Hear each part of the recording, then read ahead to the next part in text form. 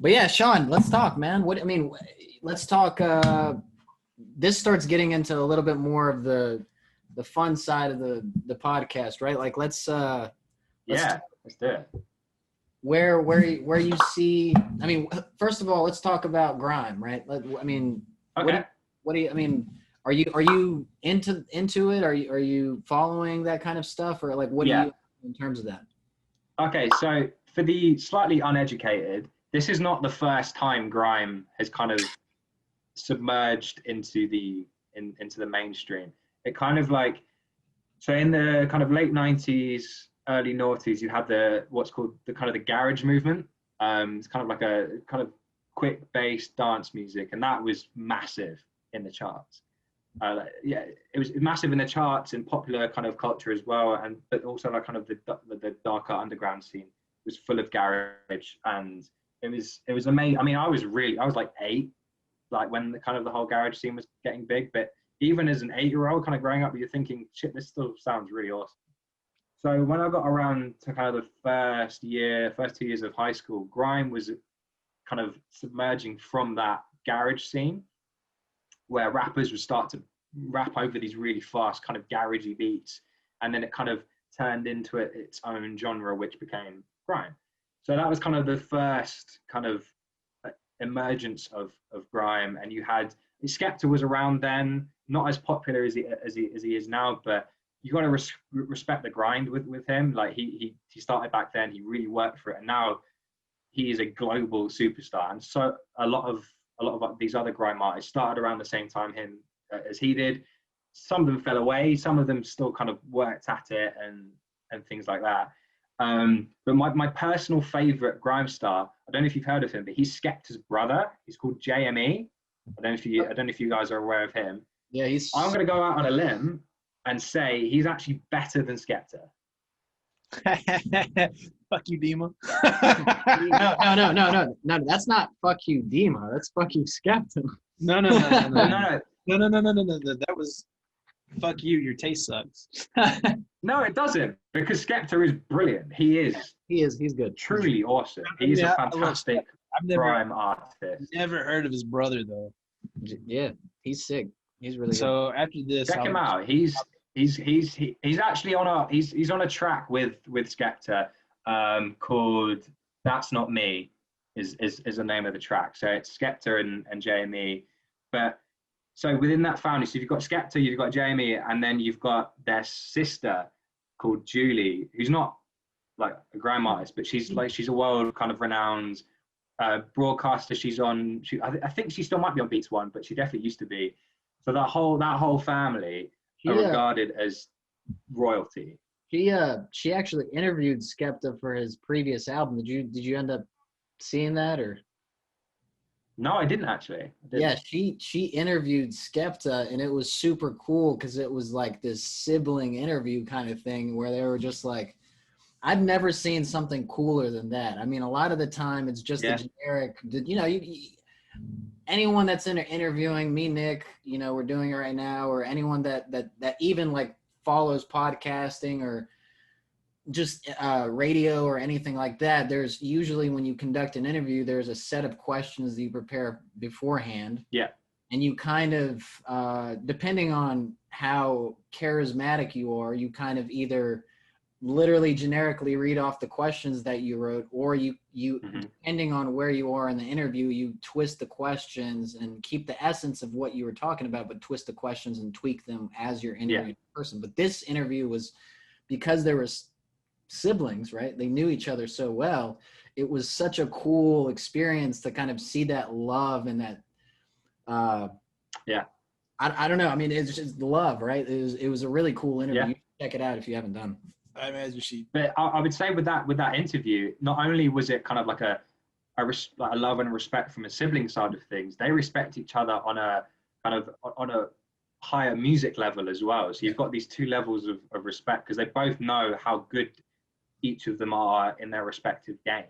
So it's like this multifaceted kind of just love. It's yeah, I'd imagine that would be awesome. I didn't even listen to it, and I know how awesome it will be, kind of thing. So yeah, trying to think. So we're kind of like in that grime scene, you've got again a kind of like another step off in the kind of the UK rap scene. I don't know if you could add something called drill. I don't know if you guys are aware of that at the moment. Yes, sir. So like Drake's big on drill at the moment. You've got stars like Heady One. I think he's probably made it over to the States. I don't know. That kind of that UK scene where they're really flying the flag for that UK scene is awesome. And yeah, the fact that like, these huge, widely known international stars like Drake have taken a massive interest in the likes of Skepta and Giggs and Heady One, and you know you've got like singers like Georgia Smith, who's like an R&B singer who Drake featured on his mixtape or something, whenever that came out. So I would say I've always been a huge admirer of the UK music scene. I think at times it does things better than the US music scene, because I don't know. I think we're smaller, and there's just I think we can just tap into it better at times. Like we take rap and we do our own thing, or we take kind of rock and we make it our own and stuff like that. And I think whenever I see a UK band doing really well in America, it makes you really happy, because it's difficult. It's always been difficult for a UK acts, regardless of genre, to do well in the US. Yeah. Well, I think that's post like 1980s, because in the 80s with like the hair metal and stuff like that, people loved that shit. Like, fuck it, I think it was like I've already popped mine. Get into it. To quote Nick.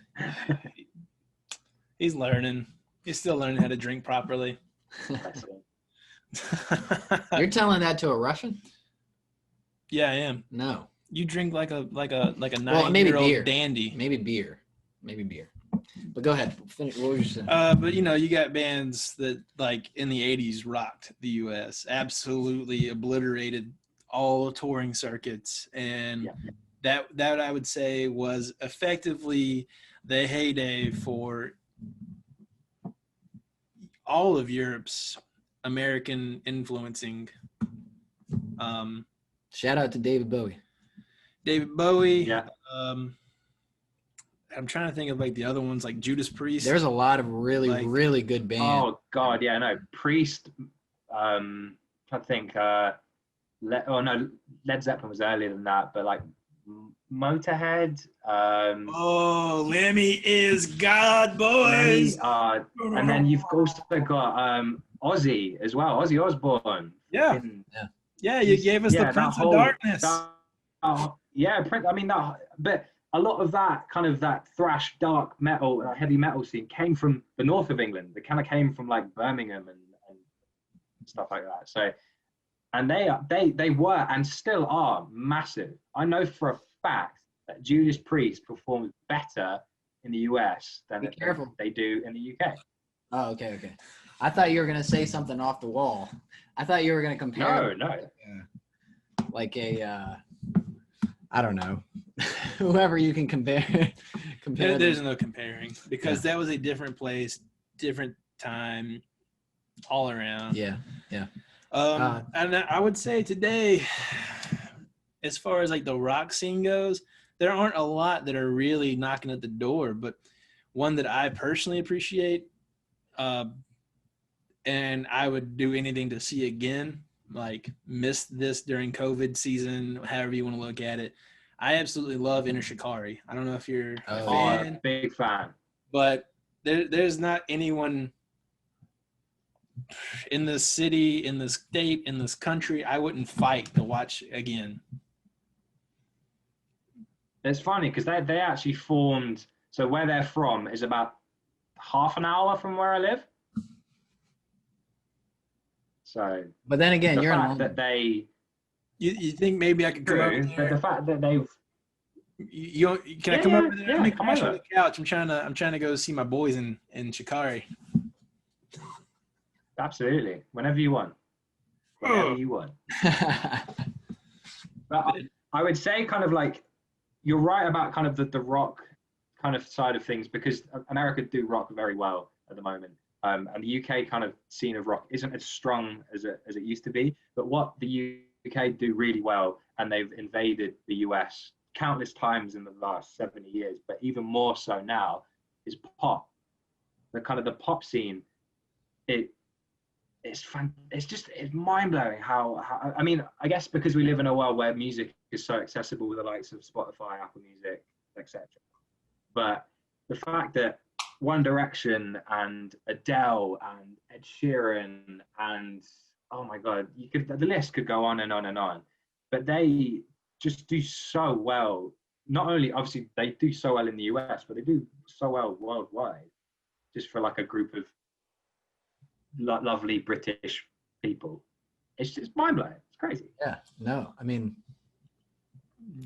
yeah, no, you guys, like, as far as the pop scene goes, I would agree with you. The UK steals the audience, and you do it with such eloquence and finesse. You're just like, give me the numbers because they're already mine. It's got my name on it. Give it to me. Also, you know, it's very hard to find, and this is nothing but goodness given to the US. It's very hard to find a country to compare to the US, just because the US has always been the center for pop culture, for innovation of everything. He's saying that right now, but the guest we had on a couple of days ago would probably disagree with you. James? Oh yeah. Yeah, he'd be like, man, fuck you and your opinion. K-pop all day. Now, he would agree with me. He would agree with me, but he would say that K-pop is definitely needs to be like considered more. I mean, now it's a little harder to say just because we're gonna have to get James back on. That's it. You can get James on the phone. But yeah, my buddy James. Oh, by the way, speaking of James, if you haven't already done so, make sure to check that episode out. It was the episode before this. And we talk about a lot of things, including K-pop and how K-pop is currently transitioning over to the States. Don't plug the show on the show. I was going to say, that was a great plug. That was awesome. That was like so seamlessly added into this. I hope I get a plug in the next episode for this one. If not, I'm going to be really pissed off. I got you. Say less. He's plugging the episode before this. You have to. That's how it works, baby. That's genius. That's how it works. That's pure podcasting. What if someone is listening to this episode now that's new, that's just tuning in, and I'm giving them an extra incentive to go listen to another episode on the podcast? That's all right. I'll come on, marketing 101, baby. I'll allow it, but I'm throwing a yellow card. No, but like sticking with the kind of the music scene a little bit, I wanted to ask you one more thing, and then I actually really wanted to take this conversation to what you do specifically, if you are able to talk about it, and we can get into that. But the question I wanted to ask you beforehand was, have you heard of an artist named Dave? Yeah, of course. Yeah, Dave is, again, like royalty here. He is, I would say, he speaks really frank about race and social issues so eloquently in his music, and he has done for a really, really long time. And if you haven't checked his performance out at the Brit Awards from last year, he performs his track, I think it's Black, I can't actually remember. But that will blow your mind. Bearing in mind, the Brits get aired at a prime time slot, and then he did that in front of millions of people watching in the UK and then probably worldwide as well. Again, mind-blowing. Yeah. And we respect Dave so much within the industry, and then just in kind of even beyond that as well. Sick. I'm glad he's recognized. Who is Dave? Dave is not you. I want to know his opinion, his view. Well, I just said it. He's a phenomenal rapper. He's up to date on social issues. He's a cool guy, and he knows his shit, and he's worth listening to because what he says is pure truth. And I found Dave through Drake, actually, because I think Oh, okay. I think Drake did a remix of one of his hit songs. And what I mean by remix is he hopped on a feature of a hit song that was already Yeah. released, that kind of thing. Yeah, But I like yeah. Truth. Dave sounds cool. super, super good. And the thing that like really drew me to him is he knows his fucking anime. He knows his Naruto. He's really inspired by Japanese anime. Then we need to get So- Dave on the Alright. fucking show, okay? Yeah, maybe we will. The one thing with Dave, he's really difficult to search on Google. You type Dave into Google, he ain't gonna find Dave. Nope. I've tried it. It ain't happening. You got to go to Yeah. like Twitter or something like that. You got to specifically look for him. Yeah. Okay. Well, there's just so many Daves out there. You know what I mean? So it's like, So like, when you said Dave A lot. initially, I thought you were going with like you were talking about Little Dicky no. because He's sick too, though. Shout out to my Jewish brother, Lil Dicky. Oh, I like Lil Dicky. I like his Lil Dicky. videos. He's good. And we actually had James on, like I said this previous episode, Mm. and he said that Dave is exactly what you think Dave is because he's met Dave, and if Dave is what I think Dave is, and I need to get this off my chest, and I hope Little Dicky proves me wrong in the future, but from what I've seen from his show and some like interviews I've seen, I feel like he's kind of a dick. Like I feel like he allows his anxieties and his precautions in life to hinder his ability to connect with people. I think it's all about how you. It's all about how we we read people and how we interact with them. My biggest reason for thinking this, like the one that flipped the switch, was the interaction between him and Maddie Matheson, because I haven't seen that. he judged my boy Maddie so fucking hard because Maddie was digging deep into these pancakes. They were at a diner, and he was like dumping the syrup on them, and Dickie was just looking at him. He's like, and he like really didn't have anything to do with him after that on the show. Really? Yeah, and I was kind of disheartened by that. Are you, Sean? Are you familiar with Maddie Matheson? He's the chef, right? Full of tattoos, Yes. big guy. Yeah, I've seen a few of his videos actually. I think he's made burgers before, which looked awesome. Yeah, I'm aware. Canadian guy. Yes, Yeah, sir. Yeah. Yeah, I know. I'm a huge fan of Maddie because like we're Hopefully, we'll get very him on the similar. show at some We're very point. too. similar. He's a little more expressive with his content, like on his content, and I'd like to get to that place. I don't think the world is ready, but Yeah. really I'm not ready. But I appreciate Maddie because he's super genuine and welcoming of all kinds. And Yeah, no, absolutely. Yeah, you can tell that from his videos for sure. that motherfucker. Dima, before you get back into the UK scene again, I wanted to kind of caveat into what I would say is fundamentally a very American style of music that is doing really well, obviously in America, but is starting to branch out to European countries and Australia as well, that I've seen recently, and that's country music. Yeah.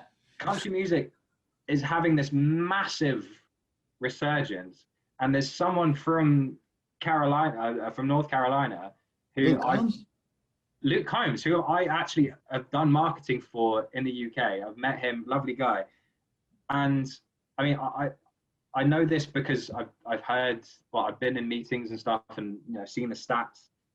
The guy is breaking all sorts of different records. I love Luke Combs. Like he's Awesome. is the epitome of awesome. I really want. That's another person we're gonna bring on the show at some point, man. Like Luke Combs is big for sure. He's huge, but Yeah. not only like it's been my job over the last couple of years to try and like work him in the UK. I know you wanted to talk about what I do in the music industry, and this is kind of part of it. So trying to break a very, very country act. He is country through and through. He sings about beer and smoking cigarettes and picking up women and stuff like that. And he's you can tell he's from the kind of like the South, and the way he sings and the way he talks and stuff. But there's no escaping how good he is because he's so true to himself. And that I think a lot of people appreciate that in the UK. I mean, there's a really big kind of emerging country fan base in the UK that's getting bigger and bigger every year. He's doing well in Canada, obviously, because there's a big country scene there. He's doing well in Australia, in Germany, and he's going to get bigger and bigger. And he's not going to be just a country star. He is going to be a pop star. Yeah, I think something that's driving Luke, because as you know, because you work in the industry, right? The music industry as well as the art industry. I know the art industry pretty well myself. Is a very close-knit circle. No matter how many people it may seem like it is, all this person knows this person, and it has this person's email, and this manager knows this lady, and she knows, so having said all that, what I'm getting to is the music industry is a very close-knit community. Yeah.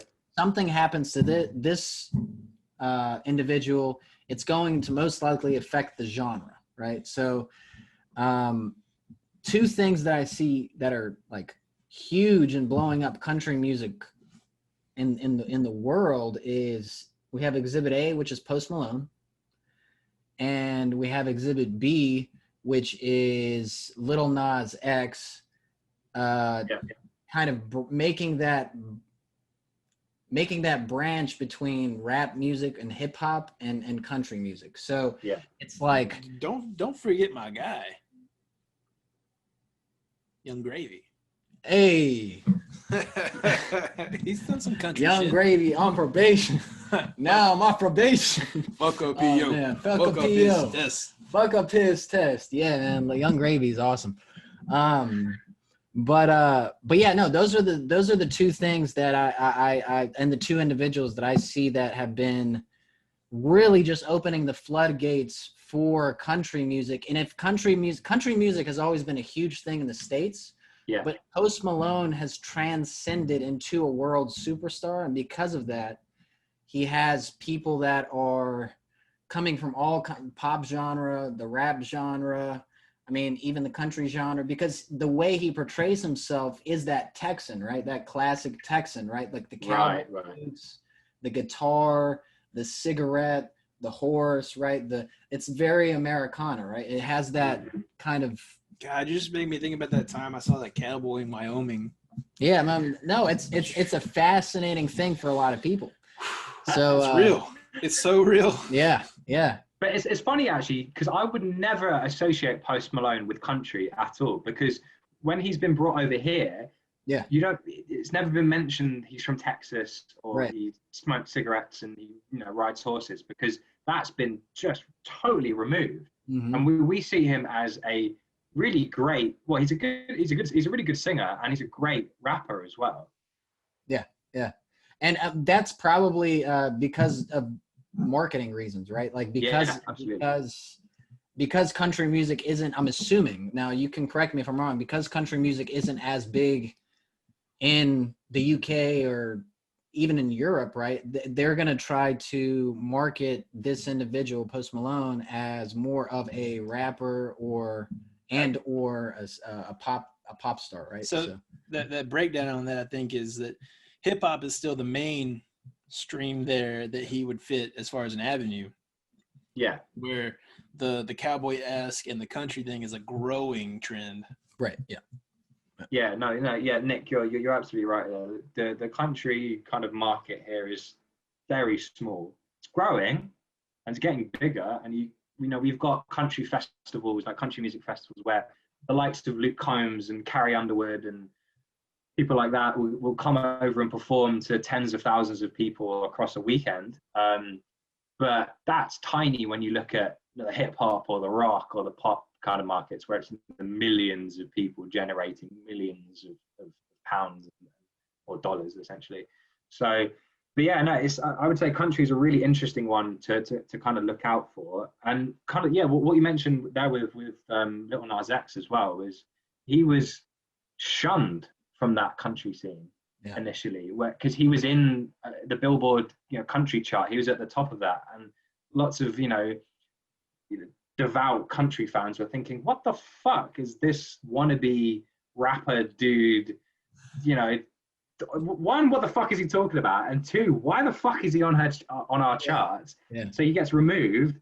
That made a whole big thing about it. And then good old Billy Ray Cyrus comes along and is just like, hold on, guys. I got you. The guy is country. Yeah. I'm gonna jump on his song to prove that this is country. So fuck you. Yep. And that did more for both their careers essentially, because we hadn't heard from Billy Ray Cyrus in fucking God knows how long, and then he just like jumped 20 years easily. And then obviously we see Lil Nas X now, and we haven't heard him do a song like that since, but you can still call him a country star because it's what he is. Yeah, I agree. I think regardless of where he is currently in his career, which he's still doing very good. I mean, my girlfriend was telling me, I haven't heard him in a while. I don't really follow him, but she was telling me that he's a superstar on like TikTok and stuff like that. So he's still fairly relevant. But yeah, no, that regardless of where he is currently, that will always be something that marketers or just even fans of music see in music history, right? So regardless of what happens, that's always going to be the dot, in the history of music. Yeah. But you were saying, you're so good with this kind of thing and staying and keeping in your mind what we're asking you. But yeah, my next question, and something that I really wanted to talk to you about, and I think that a lot of people would be interested in hearing, is your experience with marketing music and your profession in general. Kind of making it one interview here. Yeah. So, I mean, for the last 4 years, I've been really fortunate enough to kind of work in the music industry, and I actually haven't worked in the music industry in the kind of traditional sense, where you sign new acts and you market new material, and you try and break these pop stars and rap stars and stuff like that. I actually had. Say again. So like an A&R. You haven't been like an A&R, but no. I have been in the marketing side, but I've been marketing kind of legacy acts, catalog acts, where the record label that I work for have established this really rich roster of, family, like, what's the best way to describe it? Where, you've grown up with this music, your parents have heard it, when you've been growing up, you've been exposed to this kind of music. So I've had the really difficult job of, it's a lot of remarketing, essentially, a lot of the time, where you have to kind of rehash the same material again. So your role is to support the relevance. Yeah, essentially. To keep and a lot of the time, the relevance kind of changes. It's either it's an anniversary of a particular album, for example, or the estate for this. Say, for example, that the artist has died, 10, 20, 30, 40, whatever years ago, and that's run by their family or lawyers, etc. And then they've unearthed some new material that's never been heard by the fans before, or they found some old footage from a show, and it's kind of our job to let the fans know, and then again, package it up as this exclusive thing, and like you're saying, like you think, oh my god, like we haven't this has never been unearthed before, and it's a massive deal and all that kind of stuff. And it's difficult to do because when you're marketing or remarketing for fans 20, 30, 40 years ago or whatever, a lot of the time they've grown out of it. They don't give a shit anymore. So it's a really tough job. And like, music fans are either fanatics or they're kind of casual. So it's a case of letting the fanatical fans know that this is a thing and it's really important, but also trying to engage those casual fans who may have been fanatics back in the day and aren't so much now, because they've had kids, they've had lives, etc. They haven't found the time to enjoy music again for whatever reason. So yeah, it's our job to make them relevant again.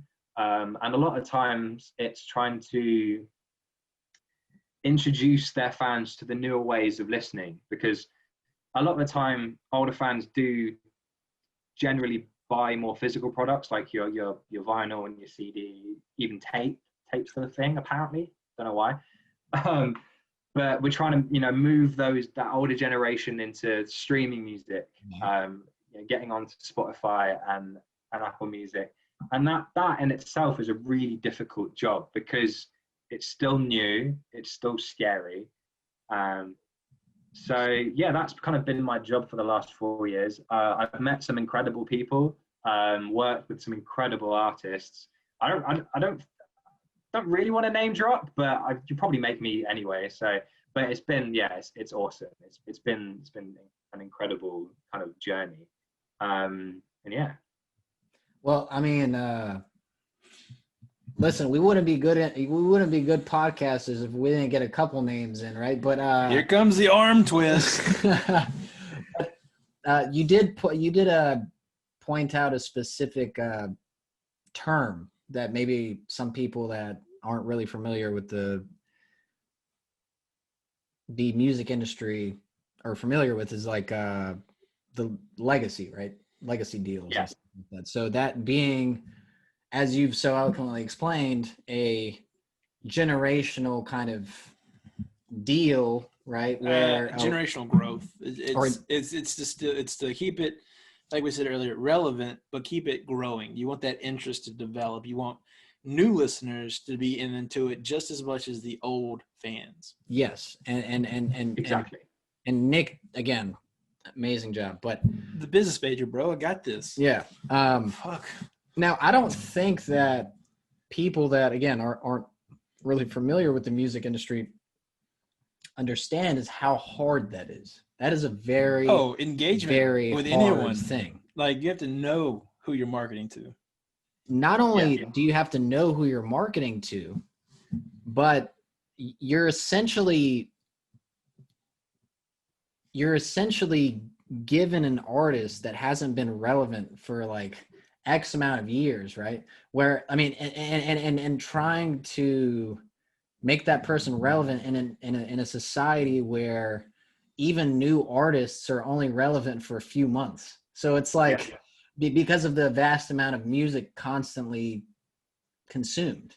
So it's like, I would really love to hear, say share.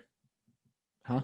Say share. That's what you want to hear. That's what I want to hear right now. Okay. Some fresh share. Fuck it up. Yes.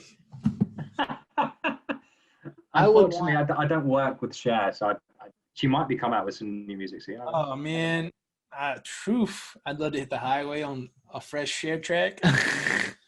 Oh man, I would love to see you, Nick, in a. I'm gonna go out on a limb and assume you drive a big truck. That's a real. Oh my God, he hit it right on the head. He hit the nail right on the head. Yeah, I'm a big truck guy. Big truck guy, but then all the windows down, blasting out Cher. I've got the best image in my head right now of that happening. Yeah. Only problem with that is, don't even go into the dark side. We'll discuss it off record. We'll talk to you about it off record. But okay. Yes, Nick is a huge truck guy. But where I was taking my question was, and again, speak about the things that you can speak about, but Sure. How you take someone that hasn't been relevant for X amount of years and you, again, reorganize, reformulate that person and put them out in a repackaged deal, right? Like how does that process work? Essentially what you're doing is you're reading human psychology and you're trying to connect the past into the present. So what goes on in that process? But before I explain that, I need to kind of add to your point, Dima, from before, saying about kind of the new acts kind of taking the place of the older acts, where you've got a finite amount of kind of brain space to actually, you think to be a fan of a band or an artist. Don't forget as with any kind of marketing, you got to compete for people's time, which is very finite. So you've got the likes of your streaming platforms in the TV space, like Netflix and Amazon and things like that, who are competing for you to sit down for an hour and a half and watch a documentary or a film or whatever. And you've got, you know, kind of normal TV, and then you've got like your hobbies and stuff like that. So not only are we trying to compete with ourselves within the music industry, we're trying to compete for your time, and that is tough because you've got podcasts now like this that, you know, people enjoy just sitting down and listening to people have a conversation through their ears. And then you've got music, you've got video games, you've got films, you've got so many different avenues in which people can spend their time. So that in itself is kind of like task number one. You've got to break through the plethora of so much stuff that you could be doing. Right. And people are talking about, you know, you got friends and family suggesting, oh, yeah, have you watched that thing on Netflix? You know, or have you know, whatever. So within kind of what we do to try and reignite the love for an older act, it's a multifaceted kind of way of thinking, because you got to think of where are these people spending a lot of their time, and am I going to be able to cut through to them within this medium? So a lot of people of a particular age are now listening to kind of like the radio still. So then, okay, well, we think if we get that act to go on to this particular radio show and perform and do an interview, is that going to make someone buy the new record? And then if this is a commercial radio station, are we able to put adverts onto this radio station to boost that performance? So you can think of it from that point of view. It's the same conversation when it comes to TV as well. Lots of people in that kind of legacy catalog demographic still consume, I want to call normal television, where they sit there and they have ad breaks, and it doesn't, you know, you can't binge watch stuff on kind of normal television. So is it a case, okay, are they big enough? Are they relevant enough to, you know, advertise during a commercial break? Are they big enough to go on a big chat show, etc.? So there's thought processes there. A lot of the time it's getting reviews and kind of adverts in the right magazines and newspapers. You've got to think about that. And you also got to remember a lot of this generation are on websites like Facebook, where they spend a lot of their time. So can we cut through to them while they're scrolling through some bullshit about, you know, some of their family having a fight or whatever? Can we intersperse advertising their music in a physical way or a digital way? So there's lots of ways to do it, but it's just trying to find out where. I mean, it's traditional marketing. Nick, you said you're a business major. This is kind of pretty much your bread and butter. It's just trying to find out where these people are, and do we have a compelling product to cut through the noise, essentially. You dropped that bread and butter line. I mean, thank you for breaking that down. I think that will inform a lot of people of what goes on in the specifically marketing, right? But in the music industry, and what people are constantly thinking about when it comes to what you're doing, right? To his end, you got to be on your shit. You know? Yeah, I mean, also, you said something really that really just sparked my mind. Is you're not, I can't. You're talking to me specifically, but people can't. When you're thinking about this stuff, people can't think and kind of segregate their mind to just thinking about what a person does in that short time span that they listen to music in. They have to think about, it's not just an hour that they spend listening to music. It's about that 24-hour period. We have to compete. Well, it's not even 24 hours, because between 7 and 9 of them, you're asleep. Yeah. You can't market when you're asleep. So It's like you've got a really small window of opportunity to try and, marketing's it's a terrifying concept, because you're just trying to push people to do shit. Yeah. Whether it's buy sell, consume. Marketing in itself is terrifying, and we live in that world. And it's just a case of, you know, I mean, I kind of forgot to mention it, but a lot of people are on social media. They're on Facebook, Instagram, and sometimes that is the most effective way to get through to people, because that's where they spend most of their time. Yeah. We're talking about demographics now and looking at what people do in that short span of time. This is the first time I ever done this during a show, but I'm gonna run to the bathroom. You guys fucking take it off. I'm guessing this is going to be a 2-part podcast, because we've gone in. Yeah, so this right, like we when we first started this up, we were doing like easy 1.5 hour to 3 hour podcasts, and as far as like viewer and audience retention, those numbers don't hold, because most people want to listen to something that's going to hold their attention for, you know, 20 to 30 minutes, and they can digest it and come back to the next episode. But yeah, I had to get on Dima about that. But honestly, I think this might be a really good 2-parter. Yeah, fuck. I won't feel any kind of bad feeling if you do decide to edit shitloads out of this, because we've covered a lot. So if you need it. Yeah, no. So like the idea of what we're doing with these global interviews is just to kind of cover a global understanding of how like everyone's environment affects them. So I don't know, like Dima doesn't edit a lot. We keep it pretty organic. I appreciate that about him, because it keeps us on a very genuine face with our viewers. But maybe this one, maybe this bathroom break will get edited out. Who knows? Or not. Yeah, and it's not very often I get to the third beer during an interview. It's usually, you know, 2 and we're wrapping up. So I would say this one's gone pretty well. I've enjoyed this. I've really enjoyed it. It hasn't. I mean, to be fair, we've been sat here for probably about 2.5 hours ish. We're working on the third. We're working on the third. Yeah, it's the longest episode we've had in a while. That's cool, man. I've really enjoyed it. It's been a lot.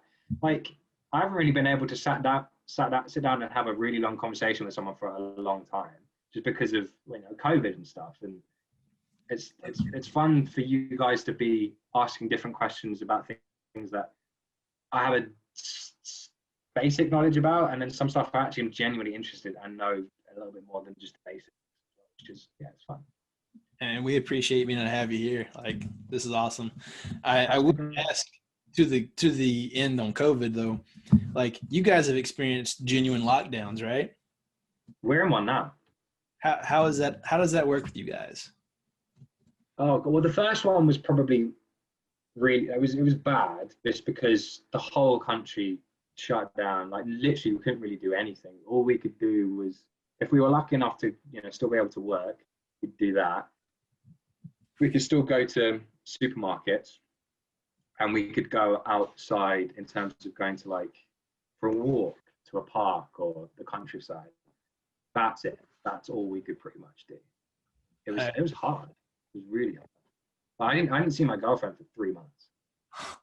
Shit. So yeah, this, because it was so strict, and we were like, you know, we kept seeing the numbers go up of people dying, and it was just like, this is serious. So we really adhered to it. And then the government said, okay, we're at a place now where it's all right. So they did they did a job of unlocking the country. And now it's gone to shit again. So we're in another lockdown. This one shouldn't hopefully last as long. But all right.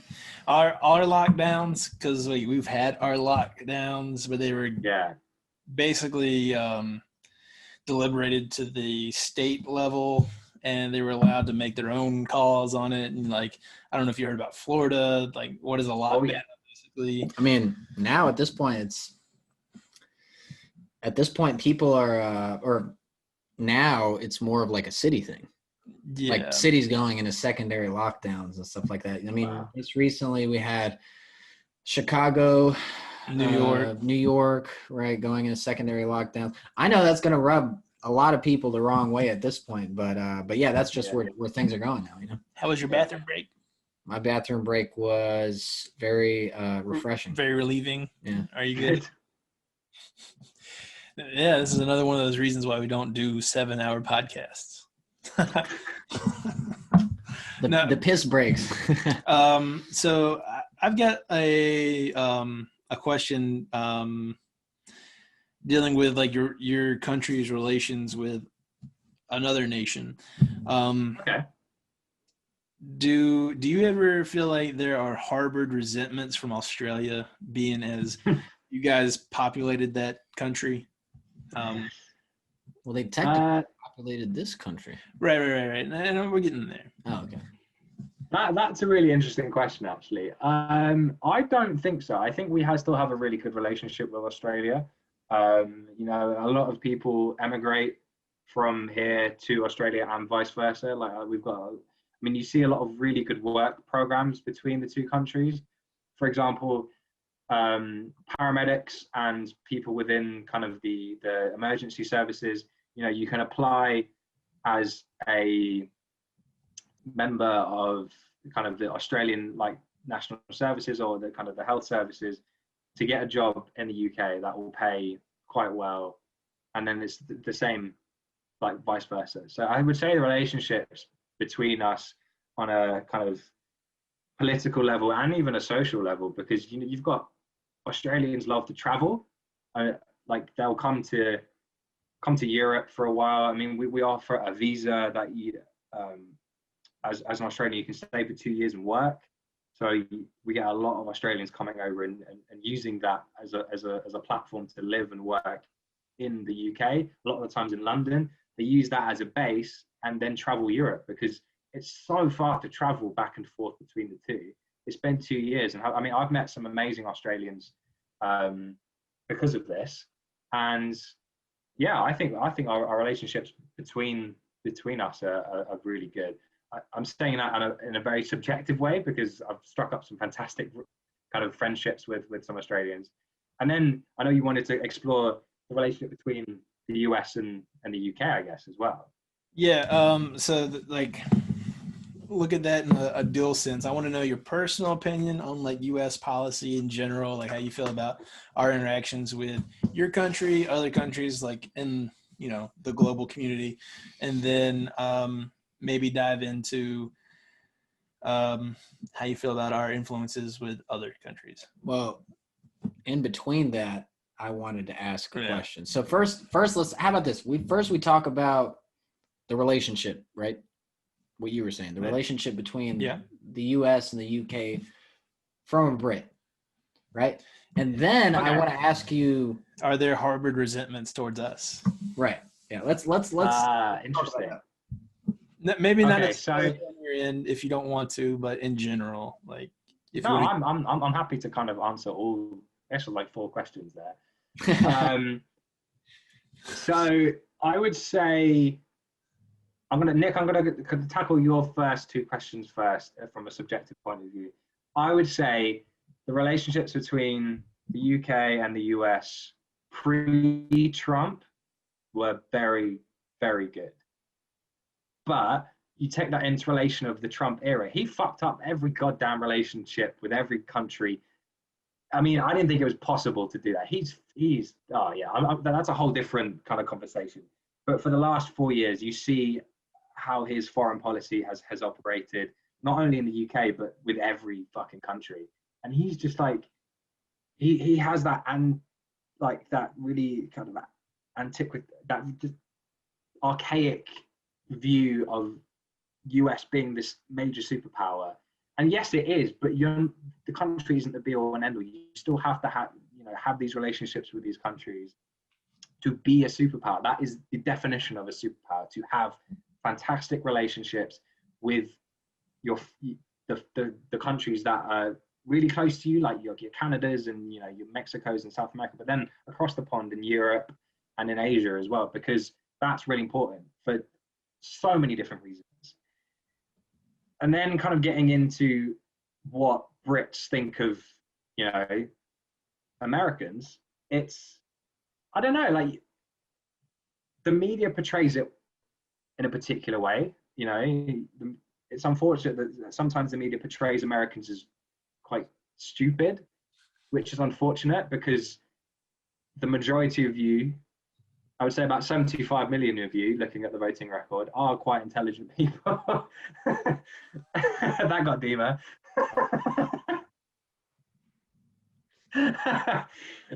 No, I'm joking. No, you are portrayed, I think, quite unfairly in the media. And personally, I think Americans are really warming people. You know, I've only had the privilege of visiting the US once, and I mean, wherever you go, the hospitality is incredible. I visited kind of the East Coast, so like New York and New Hampshire, and everyone was just really, really nice. Like, Yeah, really South, man. I know, and that you hear. That's the thing. You hear stories of Southern hospitality. That in itself is an institution.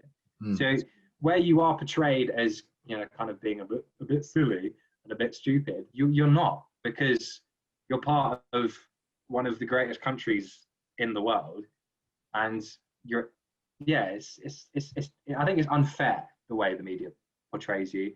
Personally, I think you guys are great. The majority of you who aren't racist and bigots and the rest of those words and stuff like that. Well, piggybacking off of what you were talking about now, I want to ask you 5 common things that Americans do that weird Brits out.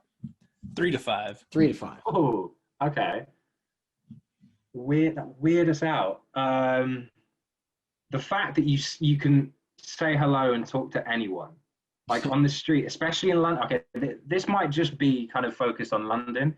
When you're in London, when you're on the tube or on a bus or walking down the street, you don't say shit to anyone. You are very like, you keep your head down, Kind of like very Finland. kind of closed off. Finland's Russia. like I mean, it's like it's they're all like over. they're like, you don't talk to people. Yeah. No, you don't talk to them. You don't even smile, really. Like we Yeah. had I don't know if you saw the episode we had with Finland, but our friend Anu said that basically you talk to somebody, they're thrown off by it and they may stab you. Those were her words, not in a quoted sense, but that was her message. Yeah, I mean, I mean, we wouldn't go that far. I wouldn't stab you, but we think you're kind of crazy, or like you've just escaped from a mental hospital or something. Like, why are they talking to me?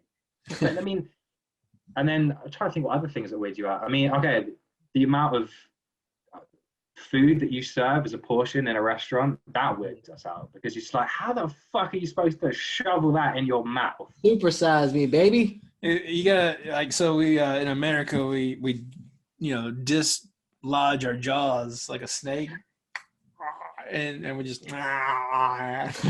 it's gross. There wasn't even any words to explain that. It was just It noise. was so perfectly articulated as well, because it makes sense. Thank you, guys. Thank you. Trying to think what else.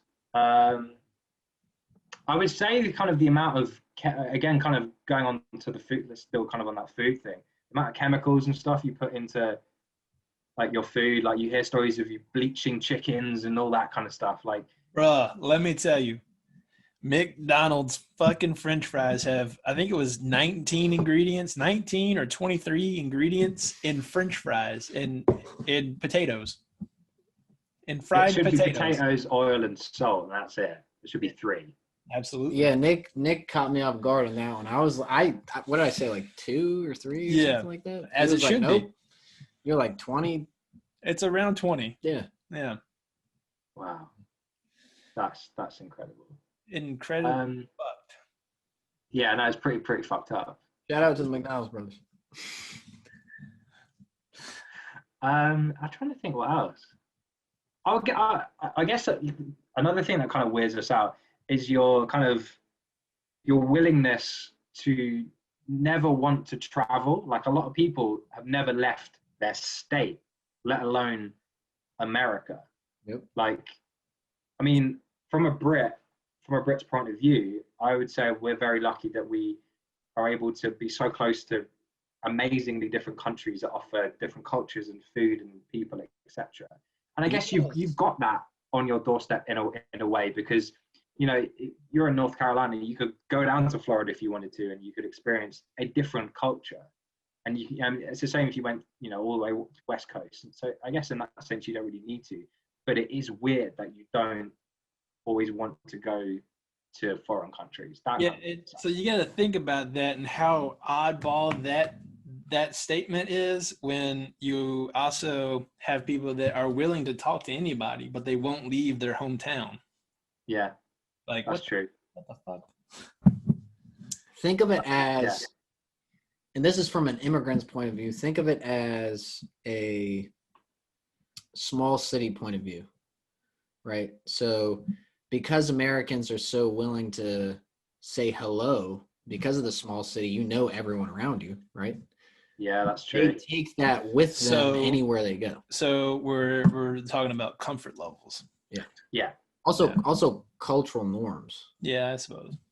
So no, I would say that makes a lot of sense, because you're so wrapped up in that kind of comfort blanket that you think to yourself, why do I want to go to somewhere else and strike up new conversations with people who may not assimilate in that way, who may not want to strike a conversation. But you come to London, you do that, fuck off. No. But I guess if you go to somewhere where the cultural norms are less strict in that way, where you can have conversations with random people. I mean, I don't sit in that kind of headspace of I wouldn't ever say anything to anyone, because I mean, for the majority you do, because that is the norm. But like, if someone does strike up a conversation with me, and it has happened on several times, I will talk back. I just can't help it. Now, do you think that is a good thing or a bad thing? What, not talking to people? This willingness to talk to people, or I think it's a good thing, but I think a lot of people are afraid to build and maintain relationships with people, because you know, we've seen, I think a lot of people could get hurt, or they people move away, and people are afraid to take that step. So yeah, it's just life. If you don't have conversations with people, you don't learn things about people. You don't get to experience someone else's viewpoint as well. As much as I've spoken for the last couple of hours, I actually really enjoy listening to people, because you learn so much and you can have these really rich conversations with people. And people who shy away from that, it's a shame that they do, but I would never judge them for it, because trying to have a conversation in any kind of society is a terrifying thing, because putting yourself out there is the first step, and that's terrifying. I will tell you one thing, it's not as terrifying as getting smacked in the face by an old man. Full circle, baby. Yeah. Nice. Now, I don't know if we want to wrap it up or if we got more points to talk about, but I definitely wanted to ask you, are you a Chelsea boy or an Arsenal boy? Oh, this is going to surprise you. Probably your listeners may not care if they don't understand football, soccer, whatever you call it.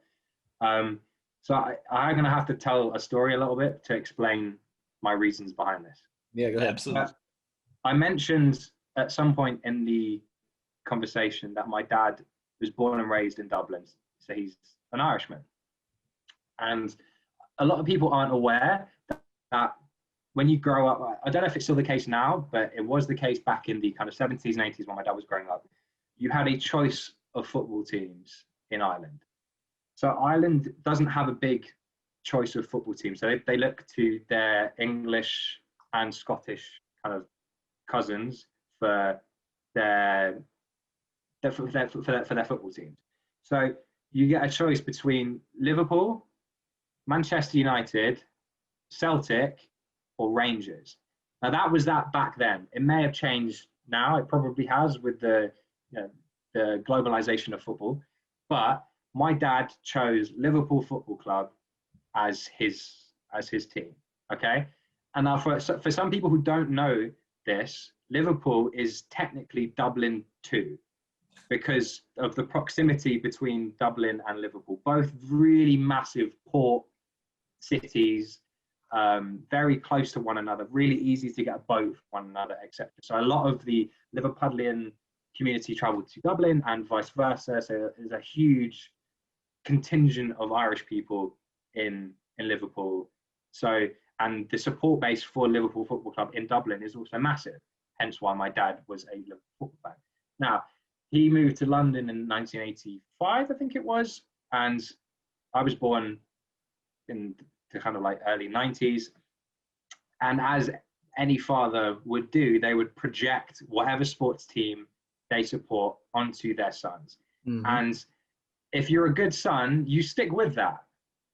I mean, fair play if you want to think outside the box and do your own thing. That's commendable. I did not because I grew up with Liverpool. So in a nutshell, TLDR, I support Liverpool Football Club. Yeah. So maybe again for folks that don't know, in England, football runs very, very thick in the blood. People, Sean, you can correct me if I'm wrong here, but I love football. I played football my whole life, soccer for Americans. Yeah. And football is the American football for Englishmen. And people exactly. really just are like will get in a fight with someone else over a football team. So it's the culture of football in England is so rich and so long in history that it's only right that I ask you who you support, because I know of how deeply connected people are to their home clubs, right? And so I'm a Liverpool boy myself. I've never been Good man. Never been to England. Never. I mean, I don't have a reason to be a football, but my reasoning behind it was He likes the Beatles. Fair. That's a great reason to support Liverpool Football Club. I love the Beatles, but I mean, the reason that I was going to say was that Liverpool was always was first of all the first English football team that I learned about. And because of that, I've always had that red in my head, man. Nice. Always had what is it? What's their motto? You'll never walk alone. Yeah, yeah, exactly. So we never walk alone. So the closest I've ever been to being a fan was attending a Fly Emirates game in Dubai. So I have by the way, there's a lot of well, not a lot, but there's I think Manchester City, Arsenal, if they're still sponsored by Fly Emirates. I don't think Manchester City are. I know Arsenal is. PSG, I think, were. Yeah. In France. I don't think they are now. But no, there are a lot of Emirates-supported, sponsored teams. So I definitely I felt the immense like fan just energy. Die hard, yeah. Like the whole stadium is just the whole time, and you're just like, how the fuck are these people this stoked about a bunch of little men kicking a ball around? Like I mean, like the sports I played in high school and in my adult life are American football and swimming. I do not understand. Well, relating it to, again, American society, it's almost like NFL, right? Like the NFL is like here in the U.S., people are really, really diehard fans of certain teams, and it's almost it runs very, very. I mean, first of all, the history behind football in England and just in the Massive. world is very, very long standing. And so it's like a lot of these teams are generational fans. Like your grandfather has been supporting this team and his son, and then that being your father and stuff like that. So it's like it's really, really, really die hard. And yeah, hopefully, Liverpool brings back another cup this year. It's unfortunate that Van Dijk got injured, and it's also unfortunate that now Gomez is injured. You know, two top quality defenders. You know. Yeah, two really pivotal, very, very important defenders on our team who've been injured. One was very horrific in the way that it happened, and I think we, as a Liverpool fan and as speaking for other Liverpool fans, will be very bitter about the circumstances that surrounded that injury for a very, very long time. And it's just unfortunate the way that Gomez came about the other week. And then COVID has hit another one of our players. I don't know if you saw this, but Salah has also contracted COVID as well. So it's just, we are very injury.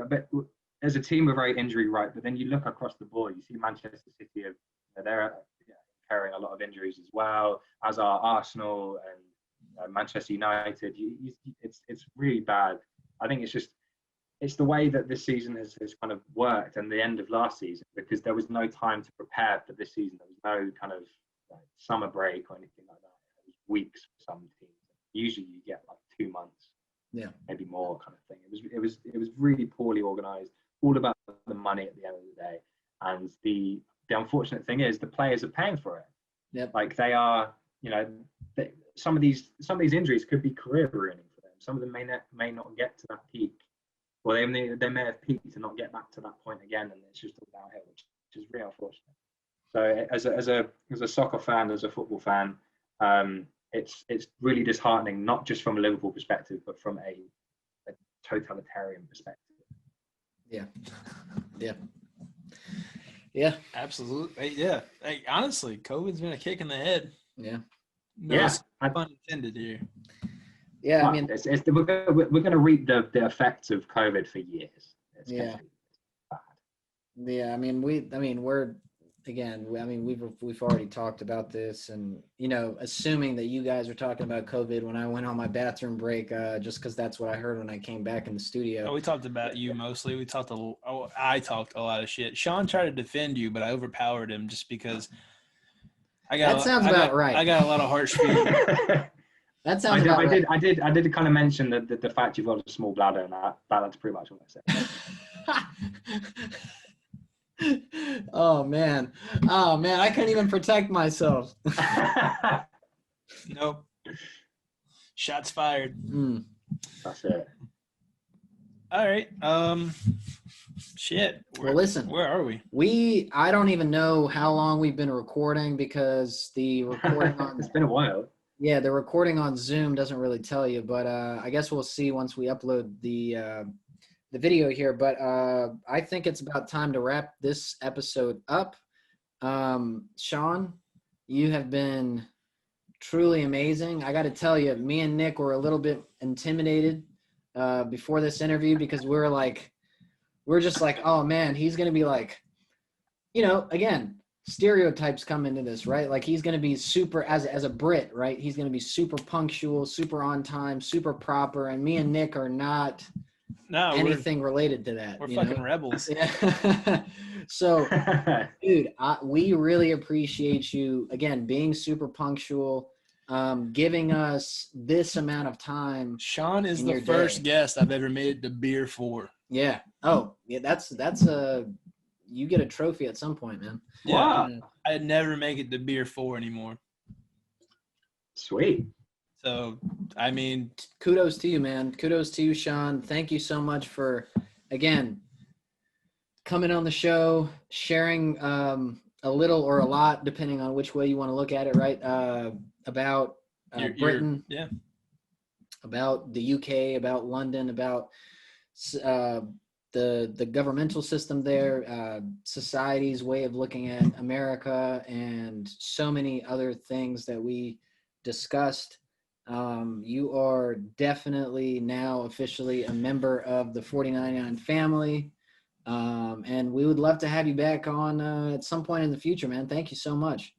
Oh no, thank you. It's been as I was saying to Nick before, like during the whole COVID thing, I haven't really had a chance to sit down with someone or people and speak at length of this kind of this amount of time. So it's been really fun to talk about things that I have a fairly basic knowledge on, and then talk about like music and football that I deeply love, and getting into conversation with that. It's been a real pleasure and a real honor. So thank you so much for having me, and I'll absolutely come back again.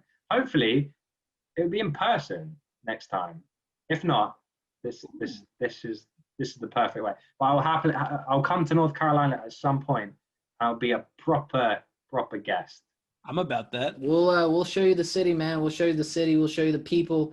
The food. Oh, yeah. We'll give you the whole nine. Now, before we let you go, is there anything at all that you would like to say to people in Britain, people of the world, people over here on this side of the pond?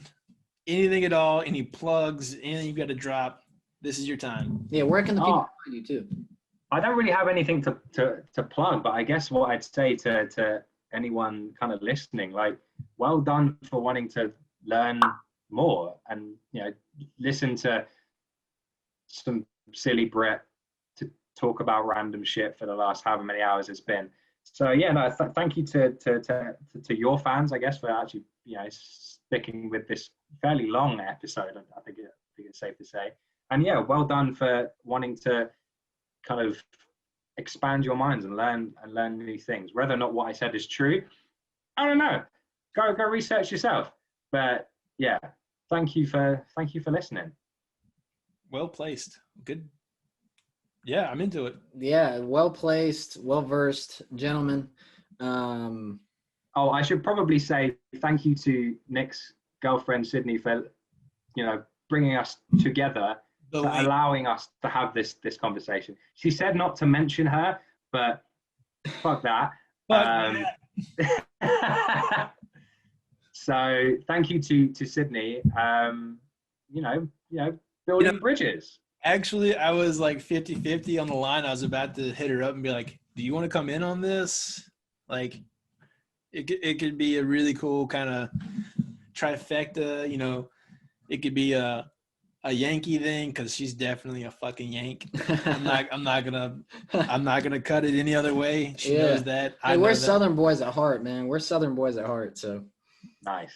And then you over there in London, I thought it'd be a cool thing, because like she's gonna have more chemistry with you just based off the fact that you guys have known each other for so long. And yeah.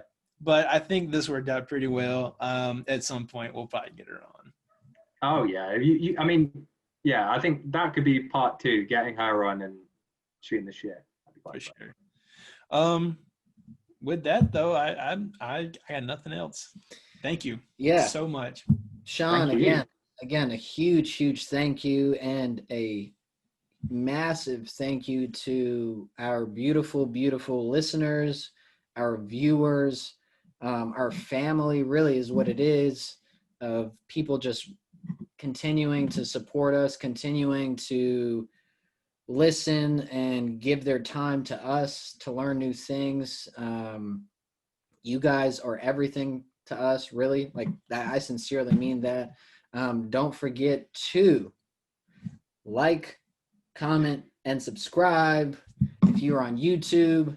Don't forget to follow if you are on any streaming platforms, and spread the word. Spread the word. If you like this episode and you want to see more of Sean, or if you have liked the direction we've taken, throw down a comment. Throw a dog shit comment in the basement, boys. I mean, and girls and everyone, and we really appreciate and really love doing this. Thank you so much. This has been your hosts, Dima and Nick, of the 4099 podcast, and we are out.